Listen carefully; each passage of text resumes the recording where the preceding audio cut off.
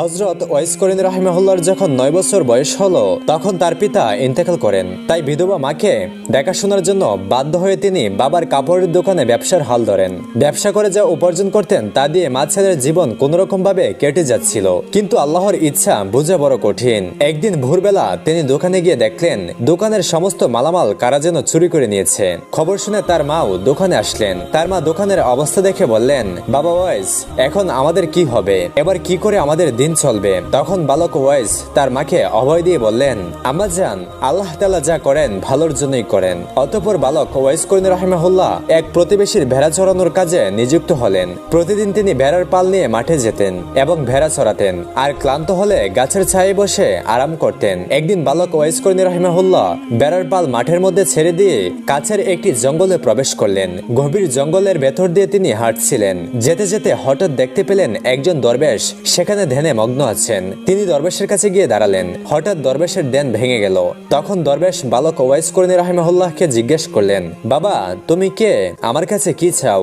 বালক ওয়াইস করিনী রাহিমাহুল্লাহ নিজের পরিচয় এবং অবস্থার কথা বর্ণনা দিলেন। তার অবস্থা শুনে দরবেশের দয়া হলো, তাই তাকে নিজের কাছে বসিয়ে অনেক সময় ধরে আলোচনা করলেন এবং বললেন, তুমি সময় পেলে আমার এখানে এসো, কিন্তু সাবধান, কাউকে সাথে নিয়ে আসবে না, আর আমার কথা কারো কাছে বলবে না। তারপর থেকে বালক ওয়াইস করিনী রাহিমাহুল্লাহ বেড়াগুলো মাঠে ছেড়ে দিয়ে প্রতিদিন সেই দরবেশের আস্তানায় যেতেন। দরবেশ তাকে যা উপদেশ দিতেন তিনি তা মনোযোগ দিয়ে শুনতেন। তিনি সেখানে যতক্ষণ থাকতেন ততক্ষণ তার দুনিয়ার কোনো কথাই মনে থাকতো না। দরবেশ যখন বলতেন, বাবা যাও, এখন তুমি তোমার মালিকের ভেড়ার পাল দেখাশোনা করো, তখন তার ভেড়ার কথা মনে পড়তো এবং সেখান থেকে চলে আসতেন। একদিন দিনের বেলা ভেড়ার পাল নিয়ে বাড়িতে ফিরলেন। তখন মালিক দেখতে পেল যে অনেকগুলো ভেড়া হারিয়ে গিয়েছে। মালিক তাকে জিজ্ঞেস করলেন, হে ওয়াইস, আমার ভেড়াগুলো কমলো কেন? তুমি রাখালের দায়িত্ব থাকা অবস্থায় ভেড়াগুলো কোথায় হারিয়ে গেল? তখন ওয়াইস করিনী রাহিমাহুল্লাহ মালিককে কোনো উত্তর দিতে পারলেন না। ফলে মালিক রেগে গিয়ে তাকে কাজ থেকে বহিষ্কার করে দিলেন। অতঃপর তিনি চাকরি হারিয়ে আবার সেই দরবেশের কাছে চলে গেলেন। সারাদিন দরবেশের কথা শুনতেন আর বিকালবেলা জঙ্গল থেকে কিছু ফলমূল নিয়ে মায়ের কাছে আসতেন। অতঃপর ওয়াইস করিনী রাহিমাহুল্লাহ তরুণ যুবকে পরিণত হলেন। তখন তিনি নিজের বাড়িটা বিক্রি করে মাকে নিয়ে দূর জঙ্গলে চলে গেলেন। সেখানে একটা ছোট্ট ঘর বানিয়ে দুজনে নির্জনে বসবাস করতে শুরু করলেন। বাড়ি বিক্রির টাকা দিয়ে তিনি একটি দুধের উট কিনলেন। ফলে উটের দুধ আর জঙ্গলের ফলমূল খেয়েই তাদের দুজনের দিন কোনোরকম কেটে যেতে লাগলো। তারপর থেকে তিনি আর কখনো লোকালয়ে বের হতেন না। সেখানে তিনি ইবাদত বন্দেগী করতেন আর অন্ধ মায়ের খেদমত করতেন। তিনি যদিও আল্লাহ রাসূলের যুগের মুসলিম ছিলেন, কিন্তু অন্ধ মাকে রেখে কখনো রাসূলের সাথে দেখা করতে যেতে পারেননি। এদিকে একদিন সাহাবীদের সাথে কথা বলার সময় নবী করিম সাল্লাল্লাহু আলাইহি ওয়াসাল্লাম বললেন, আমার উম্মতের মধ্যে এমন একজন লোক আছেন যার সুপারিশে আল্লাহ তাআলা বনি মুজার এবং বনি রবিয়াদের যত বকরি রয়েছে এবং বকরিগুলোর গায়ে যত পশম রয়েছে ঠিক ততগুলো গুনাহগার উম্মতকে ক্ষমা করে আল্লাহ সুবহানাহু ওয়া তাআলা জান্নাত দান করবেন। তখন সাহাবায়ে কেরাম জিজ্ঞেস করলেন, হে আল্লাহর রাসূল, কে সেই ভাগ্যবান উম্মত? রাসূল সাল্লাল্লাহু আলাইহি ওয়াসাল্লাম বললেন, তার নাম হচ্ছে ওয়াইস করনী। তখন সাহাবায়ে কেরাম বললেন, কিন্তু কই, আমরা তো এই নামের কাউকে কোনোদিন আপনার কাছে আসতে দেখিনি, আপনি কি তাকে চেনেন? নবী করিম সাল্লাল্লাহু আলাইহি ওয়াসাল্লাম বললেন, আমি তাকে অবশ্যই চিনি, কিন্তু আজ পর্যন্ত তার সাথে আমার সরাসরি দেখা সাক্ষাৎ হয়নি। এসব শুনে সাহাবায়ে কেরাম তাজ্জব হয়ে গেলেন। তারা তার পরিচয় জানার জন্য এবং তাকে খুঁজে বের করার জন্য অস্থির হয়ে গেলেন। কিন্তু নবী করিম সাল্লাল্লাহু আলাইহি ওয়াসাল্লাম যতদিন জীবিত ছিলেন ততদিন কেউ তার পরিচয় জানতে পারেননি এবং তার সাথে দেখাও করতে পারেননি। একদিন কয়েকজন সওদাগর খাবারের জিনিসপত্র বোঝাই করা নৌকা নিয়ে সাগর পাড়ি দিয়ে মিশর থেকে মদিনায় যাচ্ছিল। ওই নৌকায় ছিঁড়া কাপড় পরা একজন পাগল ছিল। যাত্রীদের মধ্যে কেউ তাকে চিনত না। অতঃপর নৌকা যখন সাগরের মাঝখানে গেল তখন আসমান মেঘাচ্ছন্ন হয়ে গেল। দেখতে দেখতে প্রচন্ড জ্বর শুরু হয়ে গেল। ফলে প্রচন্ড জ্বরের কারণে নৌকা ডুবে যাওয়ার মতো অবস্থা হয়ে যায়। যাত্রীদের সবাই আতঙ্কিত হয়ে আল্লাহ তাআলাকে ডাকতে লাগলো। এমন সময় হঠাৎ পাগলটা নৌকা থেকে পানিতে নেমে গেল। সমস্ত যাত্রীরা অবাক হয়ে গেল, কারণ পাগলটা দিব্যি পানির উপর দাঁড়িয়ে ছিল। তারপর পাগলটি পানির উপর নামাজ পড়া শুরু করলো। নামাজ শেষ হলে সে যাত্রীদের দিকে তাকালো। এই দৃশ্য দেখে যাত্রীরা বুঝে গেল নিশ্চয়ই তিনি আল্লাহওয়ালা বুজুর্গ মানুষ। সবাই তখন চিৎকার করে বলল, হুজুর, আমাদের জন্য আপনি দোয়া করুন। তখন তিনি বললেন, তোমরা তোমাদের মাল এবং দুনিয়ার মায়া ছেড়ে দিয়ে বিসমিল্লাহ বলে নৌকা থেকে নেমে আমার কাছে চলে আসো। যাত্রীরা বলল, হুজুর, আমরা পানির উপর দিয়ে কিভাবে যাব? তখন তিনি রেগে গেলেন এবং বললেন, তোমরা দেরি করো না, তাড়াতাড়ি নৌকা থেকে নেমে আসো। তখন যাত্রীরা মনে মনে ভাবলেন যে এমনিতেও তো মরতে হবে, পানিতে নামলেও তো মরতেই হবে, তার চেয়ে ভালো তার কথা মেনেই দেখি কি হয়। এই ভেবে তারা সবাই নৌকা থেকে পানিতে নেমে পড়লো। কিন্তু আশ্চর্যের বিষয়, তাদের মনে হচ্ছিল তারা যেন মাটির উপর দাঁড়িয়ে আছে, তারা কেউই তলিয়ে যাচ্ছিল না। ফলে তারা হেঁটে হেঁটে পানির উপর দিয়ে তার কাছে গিয়ে দাঁড়ালো। সঙ্গে সঙ্গে নৌকাটি মালসহ সাগরের তলায় তলিয়ে গেল। তখন বুজুর্গ সবাইকে উদ্দেশ্য করে বললেন, তোমরা সবাই টাকা পয়সা এবং মালামালের আশা ছেড়ে দিয়েছো বলেই তোমাদের জান, তোমাদের জীবন বেঁচে গেল। যদি লোভ সামলাতে না পেরে নৌকায় থাকতে, তাহলে তোমরা পানিতে ডুবে মারা যেতে। অতঃপর তারা পানির উপর দিয়ে হেঁটে হেঁটে সমুদ্রের কিনারায় গিয়ে উঠলেন। তখন সমস্ত যাত্রীরা সেই বুজুর্গকে বললেন, হুজুর, দয়া করে যদি আপনি আপনার পরিচয়টা দিতেন তাহলে আমরা খুশি হতাম। তখন তিনি বললেন, আমার নাম ওয়েস করনি, ইয়েমেন প্রদেশ নামক গ্রামের বাসিন্দা আমি। তখন যাত্রীরা বলল, হুজুর, মদিনায় দুর্ভিক্ষ দেখা দিয়েছে। খবর পেয়ে গরিবদের জন্য খাদ্যশস্য নিয়ে মিশর থেকে সেখানে যাচ্ছিলাম, কিন্তু নৌকা সহ সব জিনিসপত্র ডুবে গেল। আমরা এখন মদিনায় গিয়ে গরিবদেরকে কি দিব? তখন ওয়েস করনি রহিমাহুল্লাহ বললেন, নৌকার মালপত্র এবং খাবার দাবার জিনিসগুলি যদি তোমরা ফিরে পাও, তাহলে কি সত্যিই তোমরা মদিনায় গিয়ে সেগুলো গরিবদেরকে দিবে? তখন তারা বলল, জি হুজুর, গরিবদেরকে সাহায্য করার জন্যই আমরা মিশর থেকে আসলাম। তখন ওয়েস করনি রহিমাহুল্লাহ 2 রাকাত নামাজ পড়ে মোনাজাত করলেন, আল্লাহ তাআলার কাছে কি যেন বললেন। অতঃপর তাদেরকে বললেন, ওই যে দেখো, তোমাদের নৌকা খাদ্যশস্য সহ সমুদ্রের তীরে বেশি রয়েছে, তোমরা যাও, নৌকা নিয়ে জলদি মদিনায় চলে যাও। তারা অবাক হয়ে তাকিয়ে দেখলো সত্যি সত্যি মালভর্তি নৌকাটি সমুদ্রের তীরে বেশি রয়েছে। অতঃপর তারা ওয়েস করনির দিকে ফিরে তাকালো, কিন্তু সেই বুজুর্গ ওয়েস করনি রহিমাহুল্লাহ আর সেখানে ছিলেন না। চোখের পলকে তিনি কোথায় যেন অদৃশ্য হয়ে গেলেন। অতঃপর হযরত ওমর রাদিয়াল্লাহু তাআলা আনহুর খেলাফতকালে দ্বিতীয় খলিফা হযরত ওমর রাদিয়াল্লাহু তাআলা আনহু এবং হযরত আলী রাদিয়াল্লাহু তাআলা আনহু কুফার একটি মসজিদে উপস্থিত হয়ে মুসল্লিদেরকে উদ্দেশ্য করে বললেন, হে কুফা নগরীর অধিবাসীরা, আপনাদের মধ্যে কি কেউ ওয়েস করনিকে চেনেন? মুসল্লিদের মধ্য থেকে কয়েকজন জবাব দিলেন, জি না হুজুর, আমরা ওয়েস করনি নামে কাউকে চিনি না। তখন খলিফা আবার বললেন, আপনাদের মধ্যে কোন এলাকার বাসিন্দা কেউ থাকলে দয়া করে উঠে দাঁড়ান। তখন একজন উঠে দাঁড়ালো। খলিফা তাকে জিজ্ঞেস করলেন, আপনি ওয়েস করনিকে চেনেন? তখন লোকটি বলল, হুজুর, ওয়েস করনি নামে যে লোকটিকে আমি চিনি সে তো একজন পাগল, সে জঙ্গলে থাকে, জঙ্গলের ভেতর উট ছড়িয়ে বেড়ায়, অত্যন্ত আজব মানুষ সে। লোকেরা যখন হাসে তখন সে কাঁদে, আর লোকেরা যখন কাঁদে সে তখন হাসে। এই কথা শুনে হযরত ওমর ফারুক রাদিয়াল্লাহু তাআলা আনহু এবং হযরত আলী রাদিয়াল্লাহু তাআলা আনহু লোকটাকে সঙ্গে নিয়ে তাকে তালাশ করার জন্য বের হলেন। বহু খোঁজাখুঁজির পর তারা দেখতে পেলেন একজন লোক একটা গাছের নিচে নামাজ পড়ছেন, পাগলের মতো তার চেহারা। হযরত ওমর রাদিয়াল্লাহু তাআলা আনহু এবং হযরত আলী রাদিয়াল্লাহু তাআলা আনহু সেই গাছের কাছে গিয়ে চুপচাপ দাঁড়িয়ে রইলেন। অতঃপর হযরত ওয়েস করনি রাহিমাহুল্লাহ নামাজ শেষ করে দুজনের দিকে ফিরে তাকালেন। হযরত আলী রাদিয়াল্লাহু তাআলা আনহু এবং হযরত ওমর রাদিয়াল্লাহু তাআলা আনহু প্রথমে ওয়েস করনিকে সালাম দিলেন, তিনিও তাদের সালামের জবাব দিলেন। অতঃপর হযরত ওমর রাদিয়াল্লাহু তাআলা আনহু তাকে জিজ্ঞেস করলেন, আপনি কে? দয়া করে আপনার পরিচয় দিন। তখন ওয়েস করনি রাহিমাহুল্লাহ বললেন, আমি আব্দুল্লাহ। হযরত ওমর রাদিয়াল্লাহু তাআলা আনহু বললেন, আমরা সবাই তো আব্দুল্লাহ অর্থাৎ আল্লাহর বান্দা, আমরা আপনার বাবা মার দেওয়া নামটি জানতে চাই। তখন তিনি বললেন, আমার বাবা মা আমার নাম রেখেছিলেন ওয়াইস, কিন্তু লোকেরা আমাকে ওয়েস করনি বলে ডাকে। তখন হযরত ওমর রাদিয়াল্লাহু তাআলা আনহু বললেন, হুজুর, আপনার ডান হাতটি দয়া করে আমাকে দেখাবেন কি? তখন ওয়েস করনি রাহিমাহুল্লাহ তার ডান হাতটি এগিয়ে দিলেন। তারা দুজনেই তার ডান হাতের তালুতে দিরহাম আকারের একটি সাদা দাগ দেখতে পেলেন। তারপর তারা নিজেদের পরিচয় দিয়ে বললেন, প্রিয় নবীজি হযরত মুহাম্মদ সাল্লাল্লাহু আলাইহি ওয়াসাল্লাম তার ইন্তেকালের আগে তার এক প্রিয় উম্মতের আকৃতির কথা আমাদেরকে বলে গিয়েছেন। আমরা আপনার আকৃতি প্রকৃতি এবং হাতের তালুতে থাকা নিদর্শন দেখে বুঝতে পারলাম নবী করিম সাল্লাল্লাহু আলাইহি ওয়াসাল্লাম তার ইন্তেকালের পূর্বে যে বুজুর্গের কথা বলে গিয়েছিলেন আপনি সেই ব্যক্তি, আপনি সেই ওয়াইস আল করনি। হে প্রিয় হযরত মুহাম্মদ সাল্লাল্লাহু আলাইহি ওয়াসাল্লাম স্বয়ং আপনাকে সালাম জানিয়েছেন এবং তার পবিত্র দেহের জুব্বা মুবারক আপনাকে দেওয়ার জন্য আদেশ করে গিয়েছেন, আর বলে গেছেন আপনি যেন তার উম্মতের জন্য দোয়া করেন। তখন ওয়াইস করনি রাহিমাহুল্লাহ বললেন, দোয়া করার জন্য তো আপনারাই সবথেকে উপযুক্ত ব্যক্তি, কারণ আপনারা আল্লাহ তাআলা এবং তার রাসূলের প্রিয় পাত্র।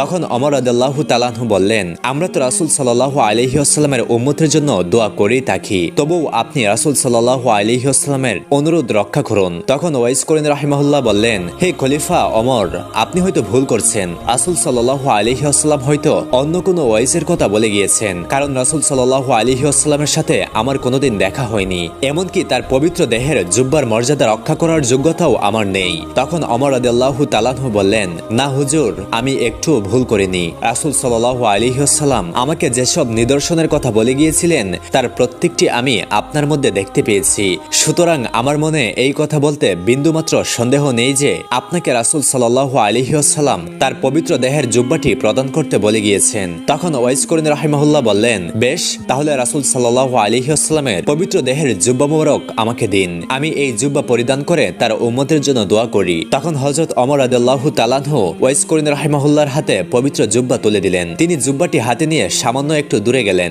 অতঃপর সেজদায় পড়ে আল্লাহ তাআলার দরবারে কান্না করে প্রার্থনা করতে লাগলেন, হে করুণাময়, হে পরওয়ারদিগার, আপনার প্রিয় দোস্ত রাসূল সাল্লাল্লাহু আলাইহি ওয়াসাল্লাম তার পবিত্র দেহের জুব্বা আমাকে দান করে গিয়েছেন। যতক্ষণ পর্যন্ত না আপনি রাসূল সাল্লাল্লাহু আলাইহি ওয়াসাল্লামের সমস্ত উম্মতের গুনাহ মাফ করবেন, ততক্ষণ পর্যন্ত এই জুব্বা আমি গায়ে পরব না, কারণ তিনি তার উম্মতকে আমার জিম্মায় রেখে দুনিয়া থেকে বিদায় নিয়েছেন। রাসূল সাল্লাল্লাহু আলাইহি ওয়াসাল্লাম, ওমর এবং আলী সবাই তাদের নিজেদের কাজ শেষ করেছেন। হে আল্লাহ, আমার আরজি কবুল করুন। তখন অদৃশ্য থেকে আওয়াজ আসলো, হে ওয়াইস, আমি তোমার প্রার্থনা কবুল করার জন্য কিছু উম্মতের গুনাহ মাফ করে দিলাম। তখন ওয়াইস করিনী রাহিমাহুল্লাহ বললেন, হে পরওয়ারদিগার, আমি তোমার কাছে হযরত মুহাম্মদ সাল্লাল্লাহু আলাইহি ওয়াসাল্লামের সকল উম্মতের গুনাহ মাফ করে দেওয়ার জন্য আরজি জানিয়েছি, সামান্য কিছু উম্মতের গুনাহ মাফ করার জন্য বলিনি। অতঃপর আবারও গায়বী আওয়াজ এলো, হে ওয়াইস, তোমার প্রার্থনা অনুযায়ী আমি আমার হাবিবের উম্মতের 4/1 গুনাহ মাফ করে দিলাম। হযরত ওয়াইস করিনী রাহিমাহুল্লাহ তাতেও রাজি হলেন না। তিনি সেজদা থেকে মাথা না উঠিয়ে আবারও আরজ করলেন, হে রাব্বুল আলামিন, তুমি রাসূল সাল্লাল্লাহু আলাইহি ওয়াসাল্লামের সমস্ত উম্মতের গুনাহ মাফ না করলে আমি রাসূল সাল্লাল্লাহু আলাইহি ওয়াসাল্লামের পবিত্র জুব্বা কিছুতেই গায়ে পরব না এবং সেজদা থেকে মাথাও উঠাবো না। ফলে আবারও অদৃশ্য থেকে আওয়াজ এলো, ওয়াইস, তুমি সেজদা থেকে মাথা উঠাও এবং আমার হাবিব মুহাম্মদ সাল্লাল্লাহু আলাইহি ওয়াসাল্লামের পবিত্র জুব্বা পরিধান করো। আমি শুধু তোমার প্রার্থনার খাতিরে রাসূল সাল্লাল্লাহু আলাইহি ওয়াসাল্লামের পাপী উম্মতের অর্ধেককে মাফ করে দিলাম। হযরত ওয়াইস করিনী রাহিমাহুল্লাহ এবং রহমানুর রহিমের মধ্যে যখন এমন কথা চলছিল, তখন আমিরুল মুমিনিন হযরত ওমর রাদিয়াল্লাহু তাআলা আনহু এবং হযরত আলী রাদিয়াল্লাহু তাআলা আনহু তার কাছে গিয়ে হাজির হলেন। তাদের দুজনের উপস্থিতিতে হযরত ওয়াইস করিনী রাহিমাহুল্লাহর ধ্যান ভেঙে গেল।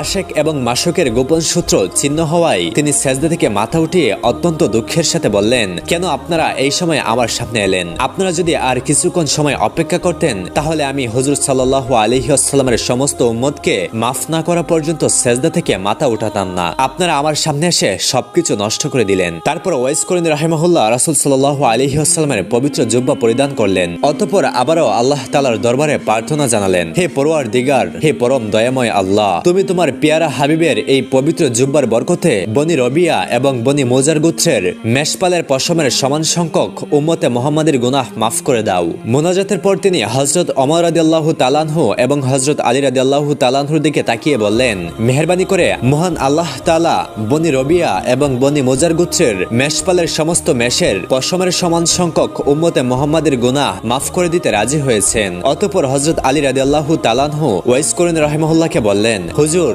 আপনি রাসূল সাল্লাল্লাহু আলাইহি ওয়াসাল্লামের সাথে কখনো দেখা করলেন না কেন, অথচ তার প্রতি আপনার এত মহব্বত? তখন ওয়াইস করিনী রাহিমাহুল্লাহ প্রশ্নের জবাবে বললেন, আপনারা কি নবী করিম সাল্লাল্লাহু আলাইহি ওয়াসাল্লামকে নিজের চোখে কোনোদিন দেখেছেন? তখন হযরত আলী রাদিয়াল্লাহু তাআলা আনহু বললেন, আমরা তো সবসময় নবী করিম সাল্লাল্লাহু আলাইহি ওয়াসাল্লামের সাথে ওঠা বসা করতাম, সুতরাং তাকে অবশ্যই দেখেছি। তখন ওয়াইস করিনী রাহিমাহুল্লাহ বললেন, আচ্ছা বলুন তো, তার চোখের ব্র দুটি সম্পূর্ণ জোড়ো ছিল নাকি আলাদা ছিল? তখন তারা দুজনেই তার প্রশ্নের সঠিক জবাব দিতে পারলেন না। তারা বললেন, আমরা তো কোনোদিন হুজুর সাল্লাল্লাহু আলাইহি ওয়াসাল্লামের চেহারার দিকে তাকিয়ে কথাই বলিনি, তাই আমরা এই বিষয়ে লক্ষ্য করিনি। তখন ওমর রাদিয়াল্লাহু তাআলা আনহু ওয়াইস করিনী রাহিমাহুল্লাহকে তার নিজের জন্য দোয়া করতে অনুরোধ করলেন। তখন ওয়াইস করিনী রাহিমাহুল্লাহ বললেন, আমি প্রতি ওয়াক্ত নামাজের পরেই এই বলে দোয়া করে থাকি, হে পরম করুণাময় আল্লাহ, সমস্ত মুমিন এবং মুমিনাদের গুনাহ তুমি মাফ করে দাও। আপনি যদি খাঁটি ঈমান নিয়ে কবরে যেতে পারেন তাহলে আমার এই দোয়াই যথেষ্ট, এই দোয়াই আপনাকে খুঁজে বের করবে। তখন ওমর রাদিয়াল্লাহু তাআলা আনহু ওয়াইস করিনী রাহিমাহুল্লাহর কাছে আরো কিছু নসিহত শুনতে চাইলেন। তখন ওয়াইস করিনী রাহিমাহুল্লাহ বললেন, আপনি কি সর্বশক্তিমান আল্লাহ তাআলাকে চিনেন? যদি তাকে ছাড়া অন্য আর কাউকে না চিনেন তাহলে আল্লাহ তাআলাকে জানাই আপনার জন্য সবচেয়ে ভালো। অতঃপর তিনি ওমর রাদিয়াল্লাহু তাআলা আনহুকে জিজ্ঞেস করলেন, হে ওমর, আল্লাহ কি আপনার সম্বন্ধে জানেন? তখন ওমর রাদিয়াল্লাহু তাআলা আনহু বললেন, তিনি হলেন আলিমুল গায়েব, নিশ্চয়ই তিনি আমার সম্বন্ধে সবকিছু জানেন। তখন ওয়াইস করিনী রাহিমাহুল্লাহ বললেন, তিনি ছাড়া আর কেউ যদি আপনাকে না জানে না চিনে তাহলে সেটাই আপনার জন্য ভালো। অতঃপর হযরত ওমর রাদিয়াল্লাহু তাআলা আনহু ওয়াইস করিনী রাহিমাহুল্লাহকে কিছু নাজারানা দিতে চাইলেন। জবাবে ওয়াইস করিনী রাহিমাহুল্লাহ নিজের পকেট থেকে 2টি দিরহাম বের করে বললেন, উট সরিয়ে এই দিরহাম দুটো পেয়েছিলাম, আপনি কি আমাকে এই নিশ্চয়তা দিতে পারবেন যে এগুলো খরচ না করা পর্যন্ত পর্যন্ত আমি এই দুনিয়াতে বেঁচে থাকবো? যদি পারেন তাহলে আমাকে নাজারানা দিন। আমি নিজে কিন্তু বিশ্বাস করতে পারছি না যে এই দিরহাম দুটো খরচ করার সুযোগ আমি পাবো। হয়তো তার আগেই আমাকে দুনিয়া ছেড়ে চলে যেতে হবে। অতঃপর কিছুক্ষণ চুপ করে থাকার পর হযরত ওয়াইস করনী রাহিমাহুল্লাহ তাদেরকে বললেন, আপনারা দুজন অনেক কষ্ট করে আমার সাথে দেখা করতে এসেছেন। দেখা তো হয়ে গেল, এখন আপনারা ফিরে যান। কিয়ামত খুবই নিকটে, সেদিন আবার আপনাদের সাথে আমার দেখা হবে। অতঃপর হযরত ওয়াইস করনী রাহিমাহুল্লাহ তাদের দিক থেকে মুখ ফিরিয়ে নিলেন এবং আল্লাহ তাআলার ইবাদতে মগ্ন হয়ে গেলেন। হযরত ওমর রাদিয়াল্লাহু তাআলা আনহু এবং হযরত আলী রাদিয়াল্লাহু তাআলা আনহু তখন বুঝতে পারলেন যে তার সাথে আর কথা বলার সুযোগ হবে না, সুতরাং তারা সেখান থেকে চলে এলেন। অতঃপর দীর্ঘদিন অতিবাহিত হওয়ার পর হযরত ওয়াইস করনী রাহিমাহুল্লাহ নবী করিম সাল্লাল্লাহু আলাইহি ওয়াসাল্লামের পবিত্র রওজা মুবারক জিয়ারত করার জন্য মদিনা শরীফ আসলেন। মদিনায় সাহাবাগণ ওয়াইস করনী রাহিমাহুল্লাহকে জিজ্ঞাসা করলেন, আপনি মুহাম্মদ সাল্লাল্লাহু আলাইহি ওয়াসাল্লামের পবিত্র রওজা জিয়ারত করতে এসেছেন, কিন্তু তিনি বেঁচে থাকতে একবারও তো আপনি তার সাথে দেখা করতে আসেননি, এর কারণ কি? জবাবে হযরত ওয়াইস করনী রাহিমাহুল্লাহ বললেন, আমার বৃদ্ধা, অচল এবং অন্ধ মাকে ফেলে ইচ্ছে থাকা সত্ত্বেও আমি আসতে পারিনি। তখন সাহাবায়ে কেরাম বললেন, আমাদের সবারই তো পিতামাতা ছিলেন, কিন্তু আমরা তো আমাদের পিতামাতার চেয়ে নবী করিম সাল্লাল্লাহু আলাইহি ওয়াসাল্লামকে মন প্রাণ দিয়ে বেশি ভালোবাসতাম। তখন ওয়াইস করনী রাহিমাহুল্লাহ বললেন, আপনারা তো সবসময় রাসূল সাল্লাল্লাহু আলাইহি ওয়াসাল্লামের দরবারে ছিলেন, তাকে কাছ থেকে প্রতিদিনই দেখেছেন, তাকে মন উজাড় করে ভালোবাসতেন। আচ্ছা বলুন তো দেখি তার চেহারা মোবারক কেমন ছিল? তখন সাহাবায়ে কেরাম রাসূল সাল্লাল্লাহু আলাইহি ওয়াসাল্লামের চেহারার কিছু বর্ণনা দিতে শুরু করলেন। তখন ওয়াইস করনী রাহিমাহুল্লাহ বললেন, আপনারা যা বললেন সে তো তার বাহিরের আকৃতির কথা, কিন্তু তার বাতিনি আকৃতির কথা তো কিছুই বললেন না। সাহাবায়ে কেরাম তখন জবাব দিতে না পেরে বললেন, হুজুর তাহলে আপনি বলুন। তখন ওয়াইস করনী রাহিমাহুল্লাহ এমন ভাবে রাসূল সাল্লাল্লাহু আলাইহি ওয়াসাল্লামের আকৃতির বর্ণনা দিলেন যে সাহাবায়ে কেরাম কেউই তার কথা অস্বীকার করার কোনো সুযোগ পেলেন না। তার বর্ণনা শুনে নতুন করে তারা নবীজিকে দেখতে পেলেন। তখন তারা সবাই কেঁদে ফেললেন। অতঃপর তিনি পবিত্র রওজা মুবারক জিয়ারত করতে গেলেন। রাসূল সাল্লাল্লাহু আলাইহি ওয়াসাল্লামের মহব্বতে তিনি কাঁপতে কাঁপতে পবিত্র রওজা মুবারকের পাশে বেহুশ হয়ে পড়লেন। কিছুক্ষণ পর হুশ ফিরে এলে জিয়ারত শেষ করে পাশের লোকেদেরকে বললেন, দয়া করে আপনারা আমাকে ধরুন এবং মদিনার সীমানার বাইরে রেখে আসুন। এই জায়গার মাটিতে আল্লাহ রাসূল সাল্লাল্লাহু আলাইহি ওয়াসাল্লামের পবিত্র দেহ শায়িত হয়ে আছে। এখানে পা ফেলে আমি দাঁড়াতে পারছি না বেয়াদবির ভয়ে, আমার সারা দেহ থরথর করে কাঁপছে। প্রিয় বন্ধুগণ, রাসূল সাল্লাল্লাহু আলাইহি ওয়াসাল্লামকে কেমন শ্রদ্ধা করলে এমন হতে পারে একবার ভাবুন তো। বোস্তাম শহরের অধিবাসী এক অন্তঃসত্ত্বা মহিষী নারী, তিনি যখন সন্দেহজনক কোনো খাবার খেতেন তখন তিনি অনুভব করতেন তার সন্তানটি অনবরত কাঁপছে। যতক্ষণ এই খাবার পেটে থাকত ততক্ষণ পর্যন্ত এই কাঁপুনি চলত। শেষ পর্যন্ত তিনি মুখে আঙুল দিয়ে বমি করে সেই খাবার বের করে দিতেন, আর তখন বাচ্চাটিও স্থির হয়ে যেত। আসলে মায়ের গর্ভে থেকেই এই শিশু বেলায়েত অর্জন করেছিলেন, যা আল্লাহ তাআলা থেকে পাওয়া অমূল্য সম্পদ। অতঃপর যথাসময়ে ওই নারী একটি ফুটফুটে শিশুর মা হলেন, আর পরবর্তীতে এই শিশুই হয়েছিলেন সর্বকালের অন্যতম শ্রেষ্ঠ একজন আল্লাহর ওলি, হযরত বাইজিদ বোস্তামী রহমাতুল্লাহি আলাইহি। শিশুকালে তিনি পিতাকে হারানোর পর তার মাতা তাকে দিন শিক্ষার জন্য একটি মাদ্রাসায় ভর্তি করেন। একদিন মাদ্রাসায় বাইজিদ বোস্তামী রহমাতুল্লাহি আলাইহি পবিত্র কুরআনুল কারীমের একটি আয়াত পড়লেন। ওই আয়াতে আল্লাহ তাআলা বলেছিলেন, তুমি আমার প্রতি এবং তোমার পিতামাতার প্রতি কৃতজ্ঞ হও। সূরা লোকমানের এই আয়াত পড়ে ওস্তাদের কাছ থেকে এই আয়াতের মর্ম জানলেন। অতঃপর মাদ্রাসা ছুটির আগেই ওস্তাদের অনুমতি নিয়ে বাড়িতে চলে গেলেন। অসময়ে পুত্রকে বাড়িতে আসতে দেখে বাইজিদ বোস্তামীর মা উৎকণ্ঠিত হলেন। তখন তিনি তার আম্মাজানকে বললেন, হে মাতা, আমি আজ পবিত্র কুরআনুল কারীমে আল্লাহর একটি নির্দেশ পাঠ করলাম, আর এই আয়াতের অর্থ হলো এই যে আল্লাহ তাআলা এবং তোমার পিতামাতার প্রতি কৃতজ্ঞতা প্রকাশ করো। কিন্তু আম্মাজান, আমি তো একসাথে করতে পারবো না, তাই আপনার কাছে ছুটে এসেছি। হয়তো আপনি আল্লাহর কাছ থেকে আমার দাবি ছাড়িয়ে নিন, আর না হলে আমার ব্যাপারে আপনার অধিকার আল্লাহর কাছে ছেড়ে দিন। আমি মনে প্রাণে একজনের কাছে কৃতজ্ঞতা প্রকাশ করে আত্মনিয়োগ করব। পুত্রের মুখে এমন কথা শুনে মায়ের মন ভরে গেল। তিনি পরম খুশিতে নিজের অধিকার ত্যাগ করে তাকে আল্লাহর কৃতজ্ঞতায় লিপ্ত হতে বললেন। মায়ের এই আত্মত্যাগ বৃথা যায়নি। তার এই ত্যাগের জন্য আল্লাহ বাইজিদ বোস্তামী রহমাতুল্লাহি আলাইহিকে এত উন্নত মর্যাদা দান করলেন যে তিনি বিশ্বের শ্রেষ্ঠ মনীষীদের মধ্যে একজন হলেন। একদিনের ঘটনা, রাতের বেলায় ঘুমন্ত অবস্থায় হঠাৎ বাইজিদ বোস্তামী রহমাতুল্লাহি আলাইহির মায়ের পানি পিপাসা পেল। তখন মা বাইজিদকে ডেকে বলল, হে পুত্র, আমাকে এক গ্লাস পানি দাও, আমার অনেক পিপাসা পেয়েছে। মায়ের এই কথা শুনে বাইজিদ বুস্তামি পানি আনতে গেলেন, কিন্তু ঘরে এক ফুটা পানিও নেই। তাই তিনি ঘর থেকে বের হয়ে গেলেন পানি আনার জন্য। কিন্তু যখন তিনি পানি নিয়ে আসলেন তখন তার মা ঘুমিয়ে পড়েছেন। তখন তিনি ভাবলেন মাকে ঘুম থেকে জাগানো ঠিক হবে না, আবার তারও ঘুমাতে যাওয়া ঠিক হবে না, কারণ যে কোনো সময় মা পানি চাইতে পারেন।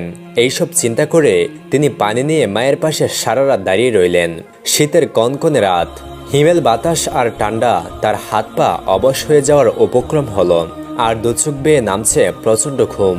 কিন্তু এসব কিছু বাদ দিয়ে মায়ের যদি ঘুম ভেঙে যায়, এই চিন্তায় তিনি গ্লাস হাতে নিয়ে দাঁড়িয়ে রইলেন। অতঃপর রাত শেষে ভোর হলো। মা তার চোখ খুলতেই পাশে দাঁড়িয়ে থাকা পুত্রকে দেখতে পেলেন।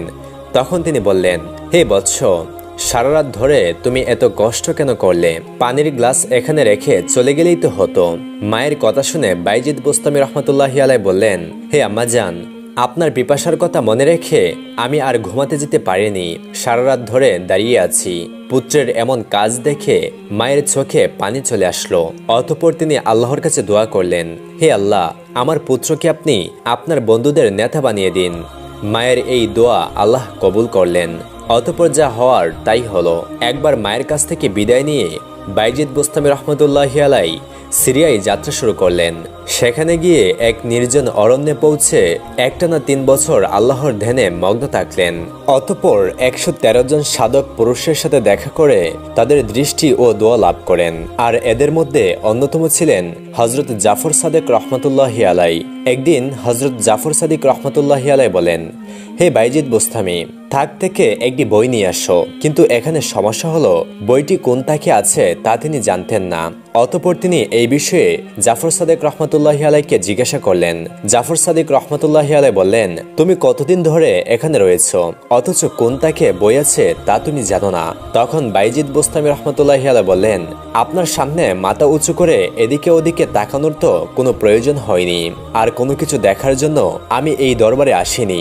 তখন হযরত জাফর সাদিক রহমতুল্লাহি আলাইহি বুঝে গেলেন এই শিষ্য অন্য কোনো শিষ্যের মতো নয়। অতঃপর তিনি তাকে তার শহরে ফিরে যেতে বললেন। ওস্তাদের কথা মতো তিনি বুস্তাম শহরের দিকে রওনা দিলেন। এদিকে পুত্রের ফিরে আসার অপেক্ষায় মা জননী আল্লাহ তাআলার কাছে দোয়া করছিলেন আর বলছিলেন, হে আল্লাহ, আপনি আমার পুত্রের মঙ্গল করুন। আপনার অলিগণ যেন তার প্রতি সন্তুষ্ট থাকেন। আপনি তার পবিত্র ইচ্ছা পূর্ণ করুন। এদিকে ঘরের দরজায় দাঁড়িয়ে বাইজিদ বুস্তামি রহমতুল্লাহি আলাইহি তার মায়ের কথাগুলো শুনছিলেন। আর মায়ের দোয়া শুনে তার বুক ফেটে কান্না আসছিল। তিনি মাকে ডাক দিয়ে বললেন, আম্মাজান, আপনার অদম সন্তান আপনার কাছে চলে এসেছে। মা তখন ঘর থেকে বের হয়ে কান্নায় ভেঙে পড়লেন আর বললেন, তুমি আসতে এত দেরি করলে কেন বাবা? আমি তোমার জন্য কেঁদে কেঁদে অন্ধ হয়ে যাচ্ছি। মা ছেলের এই আনন্দবিদুর মুহূর্তে যেন আকাশ বাতাস আনন্দে ভরে উঠেছিল। একদিন বাইজিদ বুস্তামি রহমতুল্লাহি আলাইহি হজ করার জন্য রওনা দিলেন। ধীরে ধীরে নফল নামাজ আদায় করতে করতে দীর্ঘ 12 বছর পর মক্কায় এসে উপস্থিত হলেন। মক্কায় হজ সম্পন্ন হয়ে গেলে তিনি বুস্তাম শহরে ফিরে যান। অতঃপর তিনি আলাদা করে মদিনা পাক রওজা জিয়ারত করার প্রয়োজন অনুভব করলেন।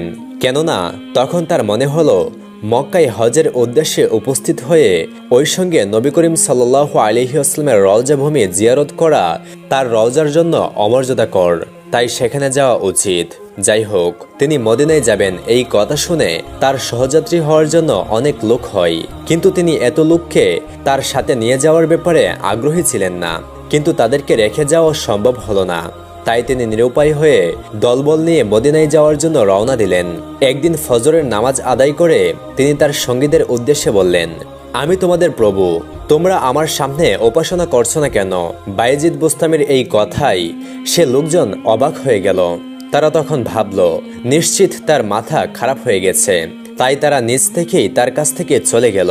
কারণ হযরত বাইজিদ বুস্তামি রহমতুল্লাহি আলাইহি যে এই ধরনের মন্তব্য করবেন তা তার নিজের ইচ্ছাতেই ছিল না, বরং আল্লাহ তাআলার কাছে প্রার্থনা জানানোর ফলে এই কথা তার মুখ থেকে অনিচ্ছাকৃতভাবে বের হয়ে আসলো। অতঃপর তিনি যখন মদিনায় হিজরত করে বুস্তাম শহরে ফিরলেন তখন আবার একই অবস্থা হলো। হঠাৎ বাইজিদ বুস্তামি রহমতুল্লাহি আলাইহির কাছে অনেক লোক এসে ভিড় করলো আর এতে তিনি অস্বস্তি বোধ করলেন। তিনি আশঙ্কা করতেন হয়তো এই কারণে তার অহংকার হতে পারে, অথবা আল্লাহর কাছ থেকে তিনি বিচ্ছিন্ন হয়ে যেতে পারেন। অতঃপর তিনি এই ভিড় বর্জন করার জন্য এখানেও আরেকটি পন্থা অবলম্বন করলেন। তখন ছিল রমজান মাস। তার পাশ দিয়ে একটি লোক রুটি নিয়ে যাচ্ছিল। সেই ব্যক্তির কাছ থেকে একটি রুটি নিয়ে তিনি সবার সামনে খেতে শুরু করলেন। আর তা দেখে সবার ধারণা হলো সত্যিই তার মস্তিষ্ক বিকৃত হয়েছে। সুতরাং সবাই আস্তে আস্তে তার কাছ থেকে চলে গেল। এখানে একটা কথা আমাদের জানা প্রয়োজন। রমজান মাসে রুটি খাওয়ার কাজকে শরীয়ত বিরোধী মনে হলেও অন্যদিকে কিছু কিছু শর্ত সাপেক্ষে এর অনুমোদন পাওয়া যায়, কারণ এই সময় তিনি মুসাফির ছিলেন। আর মুসাফিরদের জন্য রমজান মাসে রোজা ভঙ্গ করার স্পষ্ট বিধান রয়েছে। একবার বাইজিদ বোস্তামি রহমতুল্লাহি আলাইহি হজ পালন করে সমস্ত জিনিস একটি উটের উপরে দিয়ে দিলেন। তখন ওনার সাথীদের মধ্য থেকে এক ব্যক্তি বললেন, উটের বোঝা অনেক ভারী হয়ে গেছে, আপনি বরং আপনার জিনিসপত্রই উটের পিঠে রেখে দিন, আর বাকিগুলো আমরা নিয়ে যাচ্ছি। তখন হজরত বাইজিদ বোস্তামি রহমতুল্লাহি আলাইহি বললেন, আপনি একটু ভালো করে উটের দিকে তাকিয়ে দেখুন তো। লোকটি তখন তাকিয়ে দেখে অনেকটা অবাক হলো। তার কারণ হলো সমস্ত জিনিস উটের পিঠ থেকে অন্তত 1 হাত উপরে শূন্যে ঝুলছিল। তখন হজরত বাইজিদ বোস্তামি রহমতুল্লাহি আলাইহি বললেন, আমি যদি আমার অবস্থা তোমাদের কাছে গোপন রাখি তাহলে তোমরা আমাকে দোষী করো, আর যদি প্রকাশ করি তাহলে তোমরা তা দেখতে পাও না। আমি আসলে কোন পথে যাব বুঝতে পারি না। সত্যি হজরত বাইজিদ বোস্তামি রহমতুল্লাহি আলাইহির সাধনা বড়ই কঠিন ছিল। একদা তিনি ধ্যানমগ্ন অবস্থায় ছিলেন। তখন বাইজিদ বোস্তামি রহমতুল্লাহি আলাইহির মুখ থেকে বেরিয়ে আসলো, আমার পবিত্রতা আমার শ্রেষ্ঠতম গৌরব। ধ্যান শেষ হলে শিষ্যরা তাকে সেই কথা বলল, আর এই কথা শুনে তিনি চমকে গেলেন। অতঃপর বাইজিদ বোস্তামি রহমতুল্লাহি আলাইহি তার শিষ্যদেরকে বললেন, এই কথাগুলি যদি আমার মুখ থেকে আর একবারও বের হয় তাহলে তোমরা টুকরো টুকরো করে আমাকে কেটে ফেলবে, আর এতে কোনো মায়া দেখাবে না। আল্লাহ তাআলার ইচ্ছা। আবারও তিনি ধ্যানে বসে একই কথা বলতে লাগলেন। তার শিষ্যরা যখন তাকে হত্যা করতে তার কাছে আসলো তখন দেখা গেল সমস্ত ঘর জুড়ে বাইজিদ বোস্তামি রহমতুল্লাহি আলাইহির বিশাল আকৃতি, আর এই বিশাল বিস্তৃত মূর্তির সাথে ছোট ছোট অনেক বাইজিদ বোস্তামি রহমতুল্লাহি আলাইহির মূর্তি। শিষ্যরা তখন এই মূর্তির উপরই ছুরি দিয়ে আঘাত করতে লাগলো, কিন্তু তার কোনো কিছুই হলো না। কিছুক্ষণ পর একটু একটু করে তিনি আবার স্বাভাবিক অবস্থায় ফিরে আসলেন। অতঃপর শিষ্যরা তাকে সমস্ত ঘটনা খুলে বলল। তখন তিনি বললেন, এর মধ্যে আমার কোনো হাত নেই। এখানে যা কিছু ঘটেছে মহান আল্লাহ তাআলার নির্দেশে ঘটেছে। আরেক দিনের ঘটনা, বাইজিদ বোস্তামি রহমতুল্লাহি আলাইহির কাছে ছিল একটি আপেল। তিনি সেই আপেলের দিকে তাকিয়ে বললেন, এটা লতিফ। আসলে লতিফ অর্থ আল্লাহর একটা নাম, যার অর্থ হলো পবিত্র ও সক্যদর্শী। তখন গায়েব হতে আওয়াজ আসলো, হে বাইজিদ, আমার নামটি তুমি আপেলের মধ্যে প্রয়োগ করলে তোমার কি কোনো লজ্জা নেই? বাইজিদ বোস্তামির এই অপরাধের জন্য মহান আল্লাহ তাআলার নাম তার অন্তর থেকে ভুলিয়ে দেওয়া হলো। 40 দিন পর্যন্ত আল্লাহর শাস্তি তার উপর আরোপ ছিল। এরপর অনুতপ্ত হয়ে বাইজিদ বোস্তামি রহমতুল্লাহি আলাইহি প্রতিজ্ঞাবদ্ধ হলেন, তিনি জীবনে কোনোদিন বোস্তাম শহরের কোনো ফলকে স্পর্শ করবেন না। একদা হজরত বাইজিদ বোস্তামির কাছে মনে হলো এই কালের মধ্যে তিনি একজন শ্রেষ্ঠ ওলি, আর সাথে সাথে এটাও মনে হলো এটা তার অহংকার। যাই হোক, অস্বস্তি নিয়ে বাইজিদ বোস্তামি রহমতুল্লাহি আলাইহি খুরাসানের উদ্দেশ্যে রওনা দিলেন। অতঃপর তিনি একটি জায়গায় গিয়ে আল্লাহর কাছে বললেন, হে আল্লাহ, যতক্ষণ না আমার এই দ্বন্দ্ব দূর হবে ততক্ষণ পর্যন্ত আমি এখান থেকে যাব না। অতঃপর 3 দিন 3 রাত এখানে কেটে গেল। চতুর্থ দিনে তিনি দেখতে পেলেন একজন উষ্টারোহী তার দিকে আসছে। অতঃপর সে কাছে এসে উঠে থাকা আরোহী রাগান্বিত হয়ে বললেন, হে বাইজিদ, তুমি কি চাও এই বোস্তাম শহর ধ্বংস করে দেই? ওই লোকের কথা শুনে হজরত বাইজিদ বোস্তামি রহমতুল্লাহি আলাইহির হুঁশ ফিরে আসে। তখন বাইজিদ বোস্তামি রহমতুল্লাহি আলাইহি ওই ব্যক্তিকে জিজ্ঞাসা করলেন, ভাই, আপনি কে এবং কোন জায়গা থেকে এসেছেন? তখন ওই ব্যক্তিটি বলল, তুমি যখন আল্লাহর কাছে শপথ করছিলে তখন আমি এই জায়গা থেকে 3000 মাইল দূরে ছিলাম, আর সেখান থেকেই আমি এসেছি। তোমাকে আমি সাবধান করে গেলাম, তোমার মনকে তুমি নিয়ন্ত্রণে রেখো। এই কথা বলে সেই উষ্টারোহী অদৃশ্য হয়ে গেলেন। হজরত আবু তারাব রহমতুল্লাহি আলাইহির একজন শিষ্য সাধনা বলে মারিফতের বিষয়ে উচ্চস্থানের অধিকারী হন। সেই সময় হজরত আবু তুরাব রহমতুল্লাহি আলাইহি বলেন, হজরত বাইজিদ বোস্তামি রহমতুল্লাহি আলাইহির সহচর্য লাভ করা তোমার জন্য অনেক ভালো হতো। তখন শিষ্য বললেন, আমি তো বাইজিদ বোস্তামি রহমতুল্লাহি আলাইহি প্রাপ্ত আল্লাহ তাআলাকে রোজ শতবার দেখি। তখন হযরত আবু তুরাব রহমতুল্লাহি আলাইহি বললেন, তুমি দেখেছো তো তোমার হিসেবে, আর তুমি তার সান্নিধ্য পেলে তাকে দেখতে পারবে হযরত বাইজিদ বোস্তামি রহমতুল্লাহি আলাইহির হিসেবে। মুর্শিদের কথাই আবু তুরাব রহমতুল্লাহি আলাইহির শিষ্য একদিন বাইজিদ বোস্তামি রহমতুল্লাহি আলাইহির সাথে দেখা করার জন্য যাচ্ছিলেন। তখন আবু তুরাব রহমতুল্লাহি আলাইহির সঙ্গে ছিলেন। অতঃপর পথিমধ্যে হযরত বাইজিদ বোস্তামি রহমতুল্লাহি আলাইহির সাথে তাদের দেখা হলো। অতঃপর যখন সেই লোকের চোখে বাইজিদ বোস্তামি রহমতুল্লাহি আলাইহির চোখ পড়ল, এমনি ভয়ে শীর্ষের অন্তর কেঁপে উঠল। হযরত বাইজিদ বোস্তামি রহমতুল্লাহি আলাইহির চাউনি তিনি সহ্য করতে পারলেন না। তার শরীর তখন কাঁপতে লাগলো। কিছুক্ষণ পরে তিনি মৃত্যুবরণ করলেন। হযরত ইয়াহিয়া মাজ রহমতুল্লাহি আলাইহি একজন সফি সাধক ছিলেন। তিনি একদিন হযরত বাইজিদ বোস্তামি রহমতুল্লাহি আলাইহিকে একটি চিঠি লিখলেন, যার মর্ম ছিল এই যে, হযরত, এমন একটি ব্যক্তি সম্পর্কে আপনার কি ধারণা, যিনি আজলের এক পেয়ালা পানি পান করে আত্মবিস্মৃতির অতলে তলিয়ে গিয়েছেন এবং এখনো এই অবস্থায় রয়েছেন। আরেকটি কথা, আপনার কাছে একটি গোপন কথা বলতে চাই। যখন আমি আর আপনি জান্নাতের দুবা গাছের ছায়াতলে বিশ্রাম নেব, তখন সেটি আপনার কাছে প্রকাশ করব। অতঃপর একজন ব্যক্তি পত্রটি হযরত বাইজিদ বোস্তামি রহমতুল্লাহি আলাইহির কাছে নিয়ে গেলেন এবং তার কাছে পৌঁছে দিলেন, আর তার সাথে একটি রুটি দিলেন এবং অনুরোধ করলেন এই রুটিটি খাওয়ার জন্য, কেননা সেই রুটির খামির তৈরি হয়েছে পবিত্র জমজমের পানি দ্বারা। হযরত বাইজিদ বোস্তামি রহমতুল্লাহি আলাইহি পত্রটির উত্তরে লেখলেন, এখানে এমন একজন ব্যক্তি আছেন যিনি আজলের দরিয়াসমূহের সমস্ত পানি পান করে চিৎকার করছেন, কি যে বলবো ভাই, দুবা গাছের ছায়ায় আপনার সাথে বসার জন্য জান্নাতের কি দরকার? যেখানে আল্লাহর স্মরণে থাকেন সেখানেই তো জান্নাত, আর সেখানেই দুবা গাছ। হযরত বাইজিদ বোস্তামি রহমতুল্লাহি আলাইহি হযরত ইয়াহিয়া রহমতুল্লাহি আলাইহির সুপ্ত প্রশ্নটির উত্তর দিয়েছিলেন এবং প্রশ্ন শেষে লিখলেন, আমি আপনার পাঠানো রুটিটি খেতে পারলাম না, কেননা জমজমের পানি দ্বারা রুটির খামির তৈরি হলেও আটা কোন জায়গার তা লিখেননি। চিঠির উত্তর পেয়ে হযরত ইয়াহিয়া রহমতুল্লাহি আলাইহি হযরত বাইজিদ বোস্তামি রহমতুল্লাহি আলাইহির সাথে দেখা করার জন্য বেরিয়ে পড়লেন। অতঃপর যখন তিনি বাইজিদ বোস্তামি রহমতুল্লাহি আলাইহির বাড়িতে পৌঁছে গেলেন, তখন রাতের প্রথম প্রহর অতিবাহিত হয়ে গিয়েছে। এত রাতে তার সাথে দেখা না করে সারা রাত তিনি বাহিরে কাটিয়ে দিলেন। অতঃপর জানতে পারলেন হযরত বাইজিদ বোস্তামি রহমতুল্লাহি আলাইহি কবরস্থানে আছেন। অতঃপর তিনি সেখানে গেলেন এবং দেখলেন হযরত বাইজিদ বোস্তামি রহমতুল্লাহি আলাইহি ধ্যানমগ্ন অবস্থায় দাঁড়িয়ে আছেন। সেই সন্ধ্যা থেকেই রাত শেষ হয়ে যখন পূবালি আকাশ আলোকিত হলো, তখন নীরবতা ভঙ্গ করে তিনি আল্লাহর কাছে প্রার্থনা করতে লাগলেন, হে আল্লাহ, আমি আপনার কাছে আপনার সাহায্য এবং অনুগ্রহ ছাড়া কিছুই চাই না।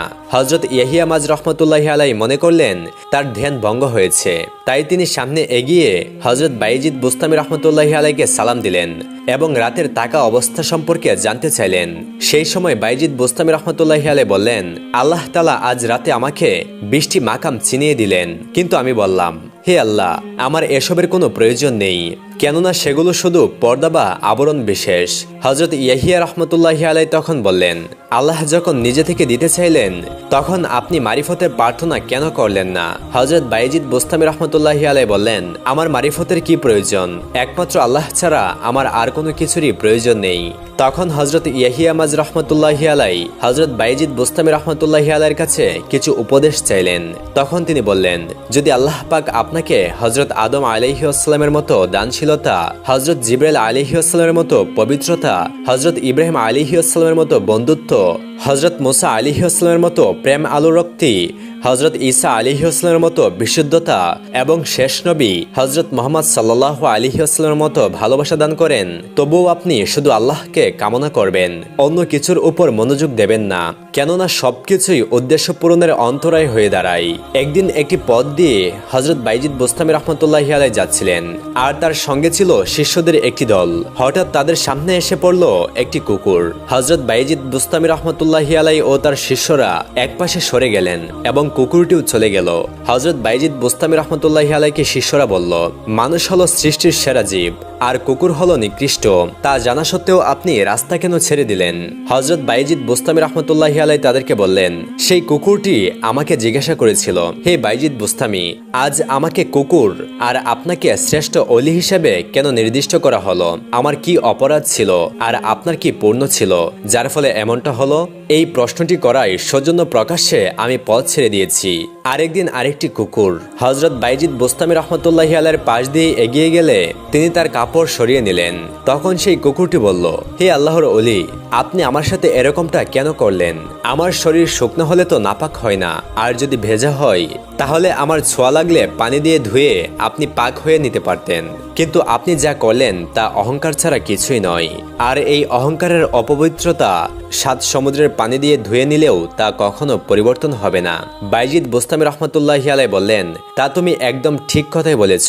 তোমার অপবিত্রতা বাহিরের আর আমার অপবিত্রতা ভেতরের, অতএব তুমি আসো, তাহলে আমার অপবিত্রতা কিছুটা হলেও দূর হবে। তখন কুকুরটি বলল, তা কখনোই হতে পারে না, কেননা আমি হলাম আল্লাহর বিতাড়িত এবং ঘৃণিত একটি জীব, আর আপনি হলেন তার প্রিয় দাস। দ্বিতীয়ত, আমি বর্তমান ছাড়া অন্য দিনের একটি হাওড়ও সঞ্চয় করি না, কিন্তু মানুষ সারা বছরের খাবার জমিয়ে রাখে, তাই আমাদের মধ্যে রয়েছে অনেক তফাৎ। হযরত বাইজিদ বুস্তামি রাহমাতুল্লাহি আলাইহি তখন বললেন, হাই কি আফসোস, আমি কুকুরের সংস্পর্শে থাকারও উপযুক্ত নই, তাহলে আল্লাহর নৈকট্য লাভের উপযুক্ত কিভাবে হতে পারি? সকল প্রশংসা আল্লাহ তাআলার, যার সৃষ্টি একটি নিকৃষ্ট জীব থেকে মানুষের শিক্ষা নেওয়া দরকার। ওই সময়ের একজন বিখ্যাত সুফি হযরত সাকিক বলকি রাহমাতুল্লাহি আলাইহির এক মুরিদ হজে যাবেন। হযরত সাকিক বলকি রাহমাতুল্লাহি আলাইহি জানতেন বাইজিদ বুস্তামি মক্কা শরীফে অবস্থান করছেন, তাই তিনি মুরিদকে বললেন, তুমি হজে গিয়ে বাইজিদ বুস্তামির সাথে দেখা করবে। অতঃপর মুরিদ হযরত বাইজিদ বুস্তামি রাহমাতুল্লাহি আলাইহির সাথে দেখা করলেন। ফলে বাইজিদ বুস্তামি রাহমাতুল্লাহি আলাইহি তার ওস্তাদ সাকিক সম্পর্কে জিজ্ঞাসা করলেন। তখন মুরিদ বললেন, তার গুরু সৃষ্টির মুখাপেক্ষী নন, তিনি তাওয়াক্কুলকে শক্তভাবে ধরে রাখছেন। আকাশ যদি আমার মতো আর মাটি যদি লোহার মতো হয়, জমিন যদি ফসল না দেয়, আকাশ থেকে যদি বৃষ্টি না ঝরে, পৃথিবীর সকল প্রাণী যদি তার পরিবারভুক্ত হয়, তবুও তিনি তাওয়াক্কুল ছেড়ে দিবেন না। মুরিদের কথা শুনে হযরত বাইজিদ বুস্তামি রাহমাতুল্লাহি আলাইহি বললেন, এই যে একেবারে কুফরি ও শিরিকের কাজ। বাইজিদ যদি একটি কাকও হয়ে যায়, তবুও সে যেন তার শহরে কখনো উড়ে না যায়। তিনি সাকিক বলকি রাহমাতুল্লাহি আলাইহিকে আরো বললেন, ক্ষুধার্ত হলে মানুষের কাছ থেকে খাদ্য গ্রহণ করে তুমি ক্ষুধা দূর করবে, এটা কোনো অন্যায় নয়। সেক্ষেত্রে তাওয়াক্কুলের কথা মুখে পর্যন্ত আনবে না। আর তার কারণ, আমার ভয় হয় ওই অবস্থায় তুমি এমন পাপ করে বসবে যার ফলে তোমার শহর পর্যন্ত ধ্বংস হয়ে যেতে পারে। অতঃপর মুরিদ দেশে ফিরে গিয়ে তার মুসাফিরদেরকে সব কথা বলবেন। হযরত সাকিক বলকি রাহমাতুল্লাহি আলাইহি বাইজিদ বুস্তামি রাহমাতুল্লাহি আলাইহির মর্ম বুঝতে পারলেন আর তার নিজের ভুল ধরে ফেললেন, কিন্তু সেটা শিশুকে জানতে দিলেন না। তিনি শিষ্যকে বললেন, হযরত বাইজিদ বুস্তামি রাহমাতুল্লাহি আলাইহি নিজে কেমন লোক, তাকে তুমি জিজ্ঞাসা করলে না? মুরিদ কোনো জবাব দিতে না পেরে চলে গেলেন হযরত বাইজিদ বুস্তামি রাহমাতুল্লাহি আলাইহির দরবারে আর তার পীরের প্রশ্নটি তুলে ধরলেন। হযরত বাইজিদ বুস্তামি রাহমাতুল্লাহি আলাইহি বলেন, এটাই তোমাদের সমস্ত বড় একটি ভুল। আগেই বলেছি আমি তাওয়াক্কিল নই, যদি তাই হতাম তাহলে কেউ কাটা হতাম, কিন্তু যেহেতু কিছুই নই, অতএব আমার তাওয়াক্কুলের প্রশ্নই ওঠে না। হযরত সাকিক বলকি রাহমাতুল্লাহি আলাইহির মুরিদ হযরত বাইজিদ বুস্তামি রাহমাতুল্লাহি আলাইহির কাছে এই কথার ঘোর রহস্য উপলব্ধি করতে না পেরে আবার ফিরে এলেন হযরত সাকিক বলকি রাহমাতুল্লাহি আলাইহির কাছে। এসে দেখলেন তিনি মুমূর্ষ অবস্থায়, তার মৃত্যু আসন্ন। দেরি না করে তিনি বাইজিদ বুস্তামি রাহমাতুল্লাহি আলাইহির কথাগুলো পীরের কাছে বললেন। হযরত সাকিক বলকি রাহমাতুল্লাহি আলাইহি অন্তিম মুহূর্তে তার ভুল বুঝতে পারলেন আর তওবা করলেন। কিছুক্ষণ পরে তিনি শেষ নিঃশ্বাস ত্যাগ করলেন। একবার বোস্তামে অনাবৃষ্টি ও দুর্ভিক্ষ দেখা দিল। শহরবাসী আল্লাহর দরবারে বৃষ্টির জন্য ইস্তেগফার নামাজ আদায় করলো, কিন্তু কিছুই হলো না। এক ফোঁটা বৃষ্টিও আকাশ থেকে ঝরলো না। হযরত বাইজিদ বুস্তামি রাহমাতুল্লাহি আলাইহি তখন শহরের বাইরে ছিলেন। হঠাৎ তিনি ফিরে এলেন। শহরের লোকেরা তাকে ধরলেন। তিনি যেন বৃষ্টির জন্য আল্লাহর কাছে দোয়া করেন। হযরত বাইজিদ বুস্তামি রাহমাতুল্লাহি আলাইহি বসে বসে আল্লাহর কাছে কি যেন বললেন। অতঃপর জনগণকে বললেন, তোমরা যাও, বাড়ি ফিরে গিয়ে পানি নিকাশ নালাগুলি পরিষ্কার করো। তারা বাড়ি পৌঁছাবার আগেই সারা আকাশ চেয়ে গেল ঘন কালো মেঘ, মুষলধারী শুরু হয়ে গেল বৃষ্টি, আর তার স্থায়ী হলো দীর্ঘক্ষণ। হযরত বাইজিদ বুস্তামি রাহমাতুল্লাহি আলাইহির মুর্শিদ ছিলেন একজন বৃদ্ধ মহিলা। একবার এক বনের পাশে তার সঙ্গে বাইজিদ বুস্তামি রাহমাতুল্লাহি আলাইহির দেখা হয়। একজন বৃদ্ধার মাথায় আটার বস্তা নিয়ে তিনি পথ চলছিলেন খুব কষ্ট করে। হযরত বাইজিদ বুস্তামি রাহমাতুল্লাহি আলাইহিকে দেখে তাকে সেটি তার বাড়িতে পৌঁছে দিতে বললেন। আর ঠিক ওই সময় বন থেকে বেরিয়ে আসে একটি বাঘ। হযরত বাইজিদ বুস্তামি রাহমাতুল্লাহি আলাইহি বাঘটিকে কাছে ডেকে তার পিঠে আটার বস্তা তুলে দিয়ে বৃদ্ধার বাড়িতে দিয়ে আসতে বললেন। বাঘটি রাজি হয়। অতঃপর তিনি বৃদ্ধাকে জিজ্ঞাসা করলেন, পাড়ায় গিয়ে তিনি লোকেদেরকে কি বলবেন? বৃদ্ধা তখন জবাব দেয়, বলবো যে আজ এক আত্মত্যাগ অভিমানী অত্যাচারীর সঙ্গে আমার দেখা হয়েছিল।